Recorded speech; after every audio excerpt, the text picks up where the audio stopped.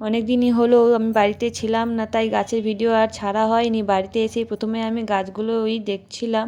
আর এই গাছগুলো দেখছো যে পর্তুলিকা গাছগুলো, এই গাছগুলো কিন্তু আমি লাগাইনি। আর ড্রাগন গাছে অনেকগুলোই ফুল এসেছিলো, সেইগুলোর মধ্যে কিছু হনুমানে খেয়ে গেছে আর কিছু কুঁড়ি মারা গেছে, এতটাই আমি দেখে গিয়েছিলাম। আর এসে দেখি একটা ফল হয়েছে, এই যে এটা পেকেও গেছে আর কিছু ফুলও এসছে। গাছগুলোর গোড়ার দিকে যে ঘাসগুলো ছিল প্রচুর পরিমাণে বেড়ে গেছে। আর এই ফলটা দেখো কীভাবে পিঁপড়ে খেয়ে নিয়েছে। যাই হোক, এই ফলটা তো আর খাওয়া যাবে না। বাকি যে কুঁড়িগুলো এসছে ওইগুলো থেকে যদি ফল হয় তাহলে সেই ফলগুলো কেটে তোমাদের দেখাবো।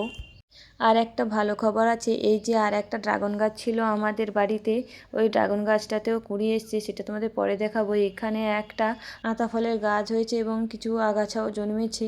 এই দেখো, এই রজনীগন্ধা গাছটাতে কুঁড়িও এসছে। এই প্রথম আমি কোনো রজনীগন্ধা গাছ লাগিয়ে ফুল পেলাম, খুবই ভালো লাগছে।